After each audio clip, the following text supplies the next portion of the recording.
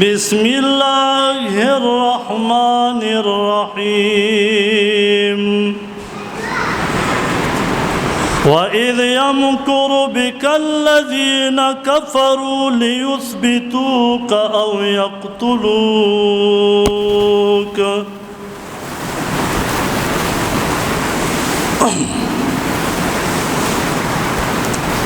قال رسول الله صلى الله عليه وسلم ما أحسن بيت ربي أو كما قال. ایما عزیزانو دا محرم میشت نباد دا سفر میش کی نبی علیہ السلام ہجرت کرے دے دا مکینہ مدینہ مبارک تا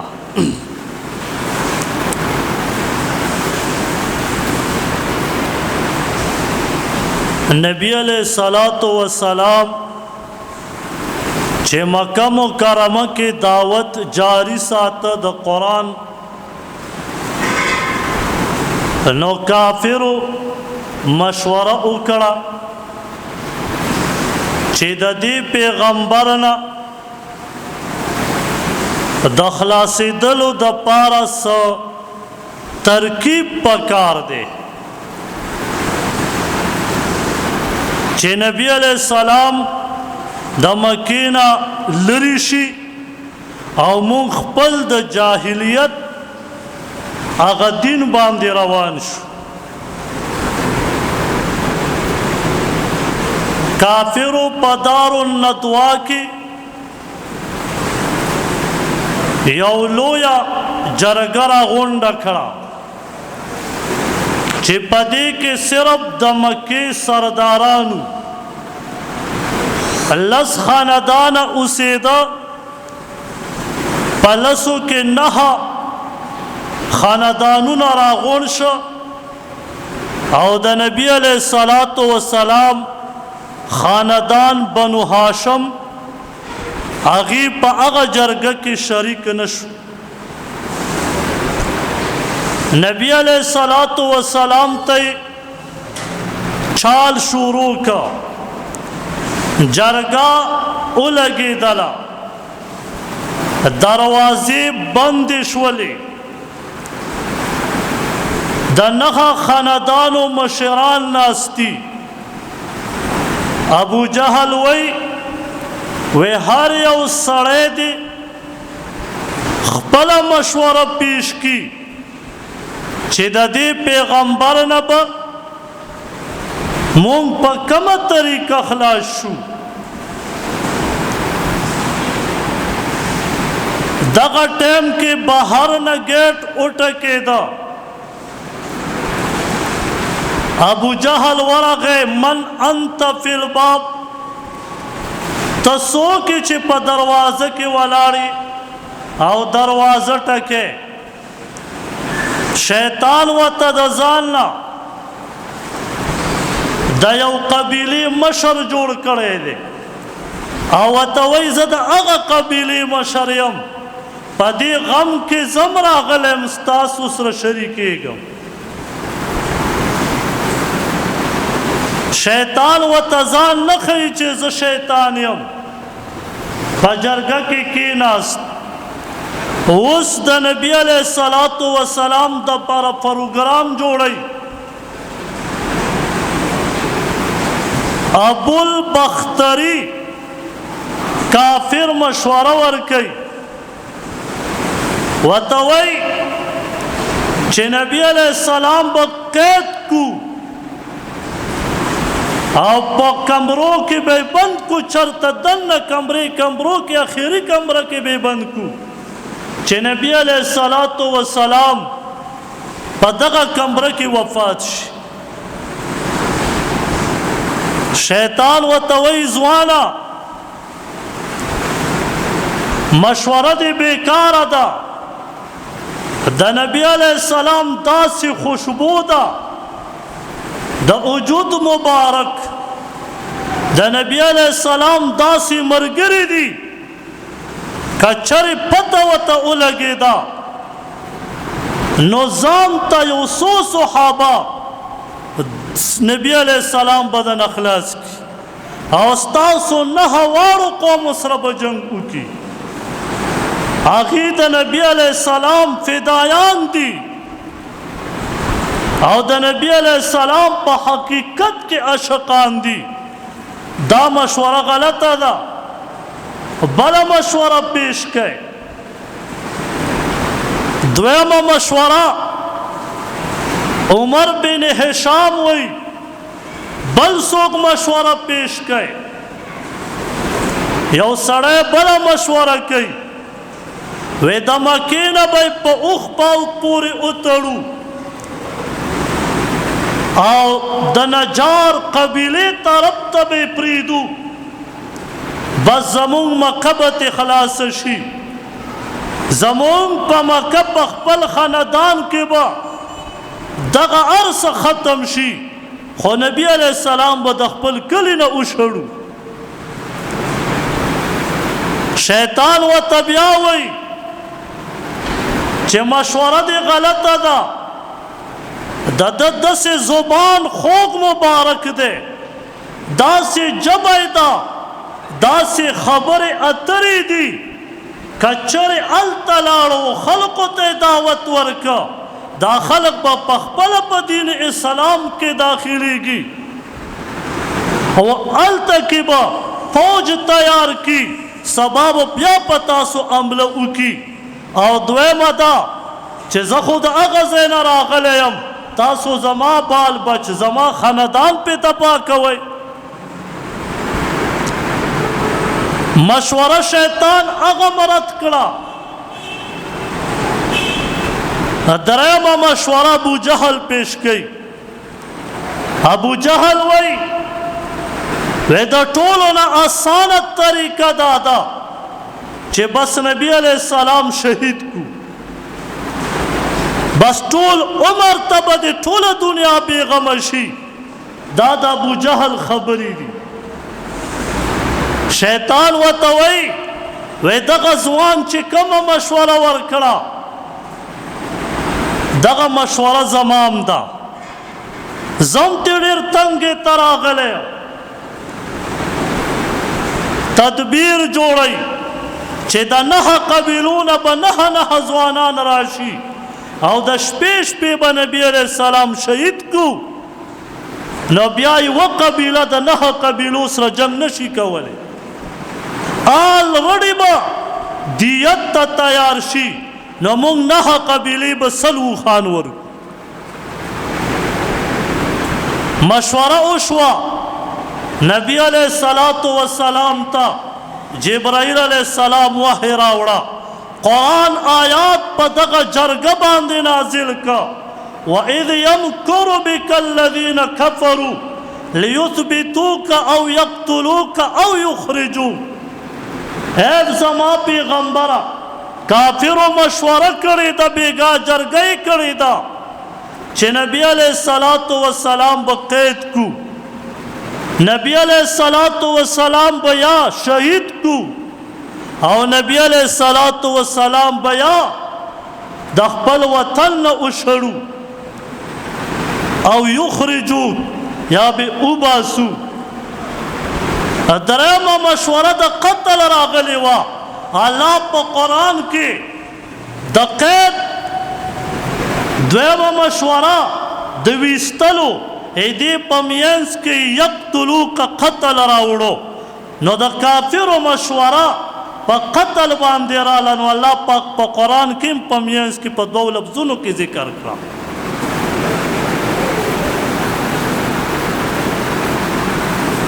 کافرو مشوره تیار شوه د نبی علیہ السلام د شهادت دپاره نبی علیہ السلام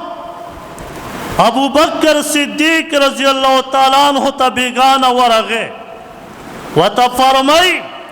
و مال د برنه حکم شوه دی چې هجرت وکا ابو بکر صدیق رضی اللہ تعالیٰ عنہ طرز کې اے دا الله پیغمبره د ډېرې مودې نه مې دوه خان ساتلی دي او ما ویل چې کله به حکم کېږي چې تیاری او هجرت وکړو داسې عشق و داسې محبت و نن په معاشره کې به داسې محبت پیدا کې صلات و سلام سره حقیقت کې عشق او محبت دا د صحابه و نبی علیہ الصلوۃ والسلام وته فرمای یار تب مراس رضی وې دا الله پیغمبر زما و رب کریم ستانو مراد اخیسته دے چې ځان سره دا مرګرم بوزا دا دوستم بوزا ابو بکر صدیق رضی اللہ تعالی عنہ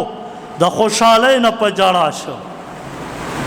چې زمانم ما ته زما رب پکې خودله چې پیغمبره یوازې نه ستا خپل یار بدیم ځان سره بوزي دومره لوی مقام لیکن داغه مقام ډیر خلق نه پیژني چې رب کریم هغه مقام ورکي چې نوم په عرش کې الله اخلي په ملائکو کې اخلي په فرشتو کې اخلي په مقرب فرشتو جبرائیل علیه السلام ته اخلي چې هغه ملائکه نوم راوړي چې هغه ملائک دا ټول قرآن راوړی دی سوته فرمای خپل یار بم ځان سره بوزي هغه خلقو ته اوسم پته نشتا چې دا ابو بکر صدیق رضی الله تعالی عنہ څومره شان دی نبی علیہ السلام د شپې کور ته راځي په کور کې سملاست د شپې نه کافرو قافله راله د کور نه مساحره وشوه کې کور نه ګیر چاپیر ودرې د کافر نبی علیہ الصلوۃ والسلام د شپې را پاسې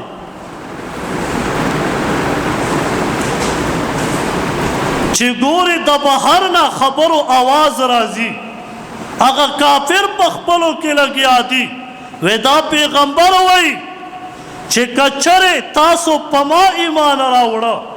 زما خبر اومنو دا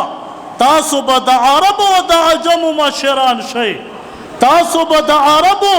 او د عجم بادشاهان شئ لیکن دا پیغمبر د ځان له خبرې کوي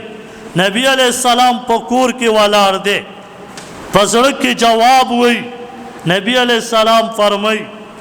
چې هاي اے خلقو اے نادانو خلقو کاش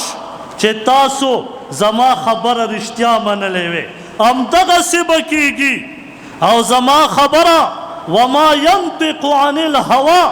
نه ده مګر ما ته د بره نه وحي کېږي زه چې کم حدیث تاسو ته بیانوم دا ما ته د رب طرف نه ما ته راشي زه هغه تاسو ته بیانوم نبی علیہ السلام یو موټی شګې راواخیست سورت یاسین کې شپږم نمبر آیات وجعلنا من بین ایدیهم صدا ومن خلفهم صدا فاغشیناهم فهم لا یبصرون دای پی چوکا او نبی علیہ السلام صرف داسې لړه کړه هغه شګې لاړې هغه خوره لاړه او د کافرو په سترګو کې پرېوتې نبی علیہ السلام ابو علی رضی اللہ تعالیٰ عنہ ته فرمای زما به بستر سملا او دغه کافر به تا ته هیڅ نشي ویلی صرف زما صادر په ځان واچو نبی علیہ السلام د کور دروازه کولاو کړه او د کور نه راووت کافر په سترګو کې لګیا دی ګوتې وی نبی علیہ السلام راووته او د ابو بکر صدیق رضی الله تعالی عنہ کور ته لاړه یو خو امتی دی بل خو پیغمبر دی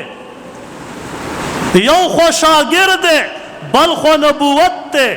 لیکن نبوت روان دی شاگرد ته د شاگرد کور ته نبوت روان دی نبی علیہ السلام دومره مقام د ابو بکر صدیق رضی الله تعالی عنہ دی په صحابو کې یو صحابیم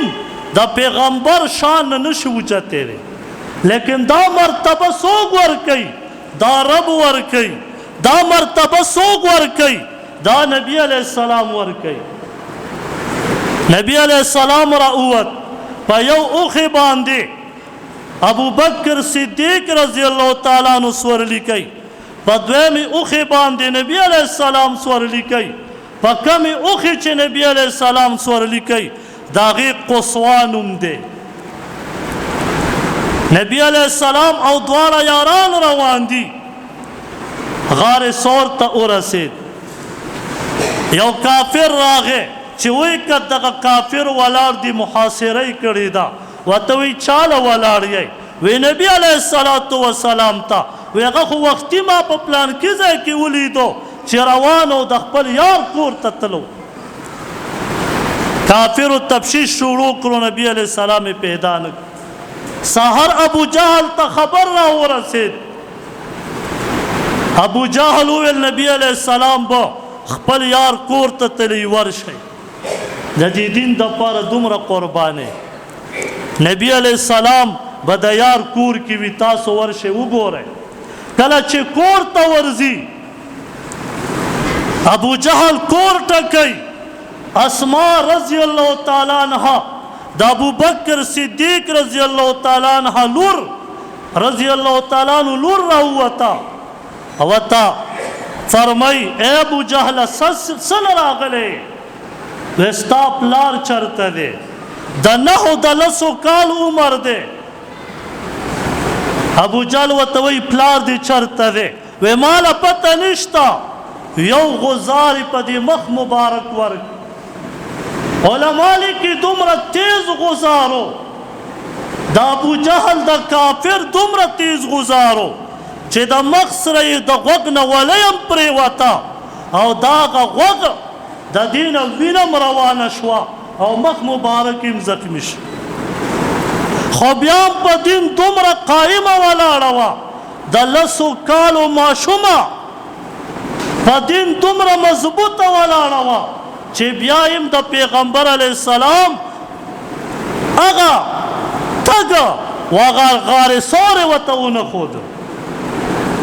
ما ورته خو کرکټ ته فرض مونځ پرېږدو او ته وایې زه عشق رسول یم ما ورته صرف د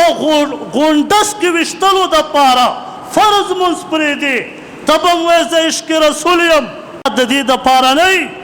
چې وا مې اورېده او پلانکي صحابي ډېره قرباني ورکړه دغه قرباني تم په ځان کې راوله بعضې خلک وایي که زه د صحابو په وخت کې پیدا وې نو ما به ډېره قربان شکر الحمدلله وباسه چې په هغه ټایم کې پیدا نه یو کنې منافق به وی الله ما و تا باندې فرض مونځ 15 وخته فرض کړی دی زه یې کوم او هغه ټایم کې منافق هم کولو چې ما و تا نه کو خو منافق نه به هم زیات وی که شکر وباسه چې په هغه ټایم کې پیدا نه په لسو کې په یوې حصې روانې کامیاب یو په هغه ټایم کې به دې په لسو واړو باندې عمل مینه محبت یې زده کې زده یې که د قرآن او د حدیث نه د صحابو نه د هجرت واقع مقصد هم دا دی چې ته ایمان کې مضبوط شه یو مسله هغه ده چې آیا مړي ته غسل ورکول دا د چا حق دی تر اوسه پورې مونږ خپل پلار ته غسل نه دی ورکړی مونږ خپل ورور ته غسل ورکړی مونږ خپل نیکه ته غسل ورکړی پردي کسان والا راوړي ته به د غسل طریقه نه زده کې که بس دی بوتل او سوډا واټر ته به زور ورکړي سکه شپه ورځ ستا مړی چې سبا بل سړی لمبی او په ده کې څه عیب و انسان کمزوری دی د زنکدن ډېر سخت دی الله دې آسان کړي ستا نه ګندګي تلې وه او تا ته بل سړی غسل درکوي او ستا غټ غټ بچي دي د دین اسلام نه ناخبره دي او په کرکټ سر ورکوي ستا عیب ښکاره شو پلار دې دفن شو سبا په ډکه حجره او بیټک کې ناست دی او هغه سړي چې ستا پلار ته غسل ورکړی او تا وسره جرګه کې خبرې رالی او تا ته وی غلی کېنه ستا مړي ما ته معلوم دي داسې وایي که نه وایي بیا پې قتل کوې که نه کوې که دې مړي ته خپل پلار ته تا په خپله غسل ورکړی وې دا د خپل پلار پرده به دې خپله راغلی وې که تا خپل زوی ته په خپله غسل ورکړی وې ستا د بچي یا د رور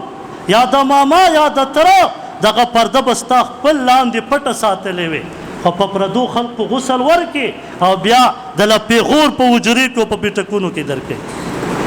ته به تر دې پورې ځان غلی ساتې چې زه پلانکی حاجي صاحب شته زما مړي ته به غسل ورکړي پلانکی لالا شته زما مړي ته به غسل ورکړي چل یاد کوئ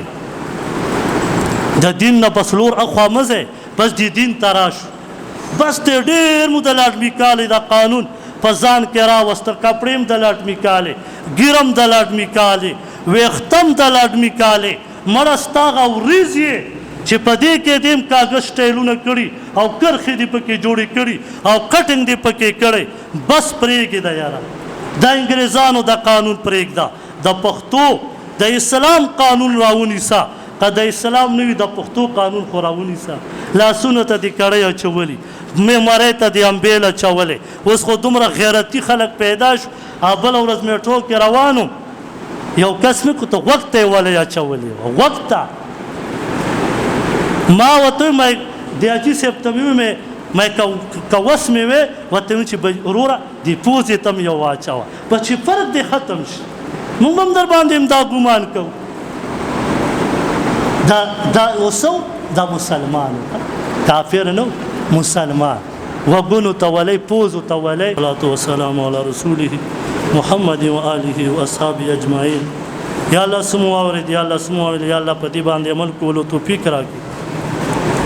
یا الله مونږ ټول ګناهګار یا الله زموږ ګناهونه معاف کړي یا الله د دې هجرت چې کومه واقعه وه یا الله مونږ ته په دې باندې عمل کولو توفیق راکړي یا الله زموږ نوجوان او ما او ټول مسلمانان یا الله مونږ ته دین په لاره روان کړي یا الله کاغه افغانیان وي که پاکستان وي که سعودي عرب وي یا الله مسلمانان ټول ورونه دي یا الله مونږ ورونه په خپلو کې متفق متحد کړي یا الله کاغه افغانستان والا وي که پاکستان والا وي او که د سعودي عرب وي او که د بل مسلمان ملک وي یا الله ناپوهه به پکې وي ډزې به کوي یا الله هغې ته هدایت وکړه یا الله مونږ په خپلو کې موحد متفق کړه یا الله مونږ په خپلو کې موحد متفق کړه یا الله مونږ د بغض او نفرتونو نه بچ کړه او یا الله مونږ په خپلو کې ټول مسلمانان رونه کړه څوک وفات شوي قبرونه د نور نه ډک کړه یا الله زمونږ د پوج ته یا الله د دې مسلمان دپاره په بونډرو باندې شپې کوي یا الله په دې سخته په یخنۍ په سیلابونو کې منډې تړلې وي یا الله د دې محافظ شه یا الله د دې ناصر و امداد شه یا الله څومره پارټو والا یا الله ستا د رضا دپاره په دې سیلاب متاثرینو دپاره منډې ووالې یا الله چندې وکړې یا الله خپل ټیمونه یې وویسته یا الله دې ټولو ته اجرونه په دنیا او په آخرت ورکړه یا الله مونږ باندې نیکان صالحان بادشاهان راوله یا الله چې د اسلام او د پاکستان پکې خیر وي یا الله د عوامو پکې خیر وي یا الله څومره دنیا په کوم ګټ کې چې مسلمان وفات شوی قبرونه د نور نه ډک کړه یا الله د دواړو حرمینو شریفینو دیدار مو نصیب کا یا الله چې څو قرضدار وي قرض را اخلاص کا څور بیماران دي یا الله کامله شفا عاجله ولا ورکا او یا الله نبی علیه السلام چې څومره خیر دعاګانې غوښتي هغې کې مویسه وکړه څومره نه امن غوښتی هغې نه په امن کې وساته وصلی الله علی النبي الامي وعلى آله وسلم